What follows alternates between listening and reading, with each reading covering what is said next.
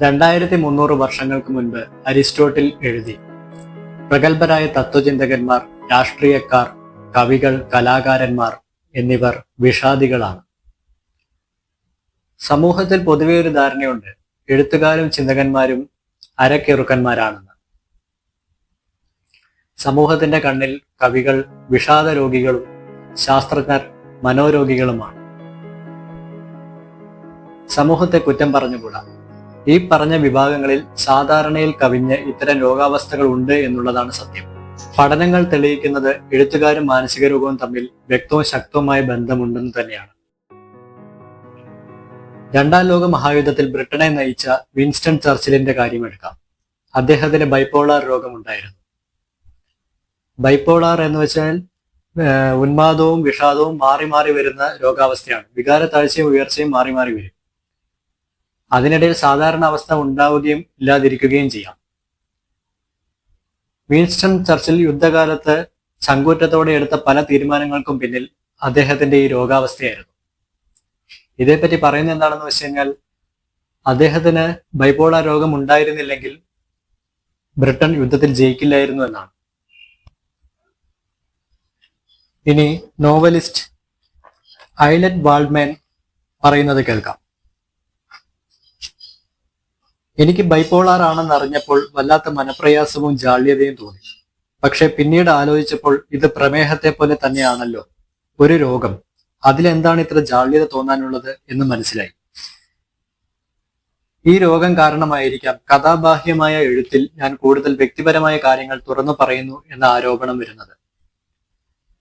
ബൈപ്പോളാറിന്റെ ആവേശാവസ്ഥയിൽ സൃഷ്ടികൾ കൂടിക്കൂടി വന്നു. നോക്കൂ, വെറും 7 മാസം കൊണ്ട് ഞാൻ 3 നോവലുകൾ എഴുതി തീർത്തു.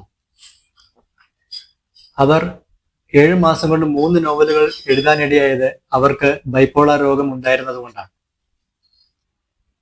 ഇനി മറ്റൊരു വിഷയമായ കർഷക ആത്മഹത്യയിലേക്ക് വരാം.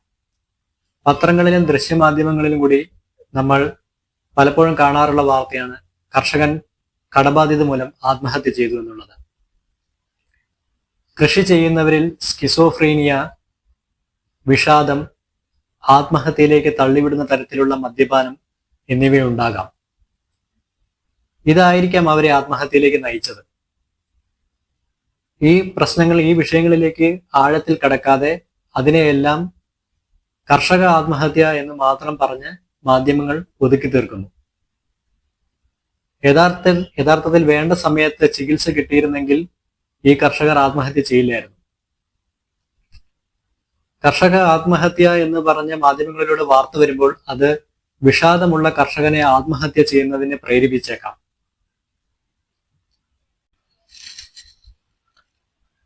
ചിന്തകരിലും ശാസ്ത്രജ്ഞരിലും അവരുടെ അടുത്ത കുടുംബാംഗങ്ങളിലും അന്തർമുഖത്വവും സ്കിസോഫ്രീനിയയും കൂടുതലാണ്. വിഖ്യാത എഴുത്തുകാരൻ ജെയിംസ് ജോയ്സ് കടുത്ത അന്തർമുഖനും മദ്യപാനിയുമായിരുന്നു. അദ്ദേഹത്തിന്റെ മകൾ സ്കിസോഫ്രീനിയ ബാധിതയായിരുന്നു. ഐൻസ്റ്റീന്റെ മകന് സ്കിസോഫ്രീനിയ ഉണ്ടായിരുന്നു. നോബൽ ജേതാവായ ബെർട്രാൻ റസൽ, അദ്ദേഹത്തിന്റെ അമ്മായി, അമ്മാവൻ, മകൻ, പേരക്കുട്ടി എന്നിവർക്ക് സ്കിസോഫ്രീനിയ ഉണ്ടായിരുന്നു. നാം മനോനില തെറ്റിയെന്ന് കരുതുന്ന അന്തർമുഖർക്കും സ്കിസോഫ്രീനിയ ബാധിതർക്കും നാം മനസ്സിലാക്കാത്ത പല മുഖങ്ങളുണ്ട്. അവർ ലോകത്തെ വളരെ ആഴത്തിലും പുതിയ രൂപത്തിലും കാണുന്നു. മാനസിക രോഗത്തെ അപമതിപ്പോട് കാണുന്ന രീതി സമൂഹം മാറ്റണം. പ്രതിഭാശാലികളും സർഗധനരുമായ ഒരുപാട് എഴുത്തുകാർ ഈ രോഗാവസ്ഥ ഉണ്ടായിരുന്നവരായിരുന്നു. Virginia Woolf, Sylvia Plath, Ernest Hemingway, Dostoevsky, Jack London, Edgar Allan Poe തുടങ്ങി ഒട്ടനവധി എഴുത്തുകാർ ഈ രോഗാവസ്ഥയിലൂടെ കടന്നുപോയവരാണ്.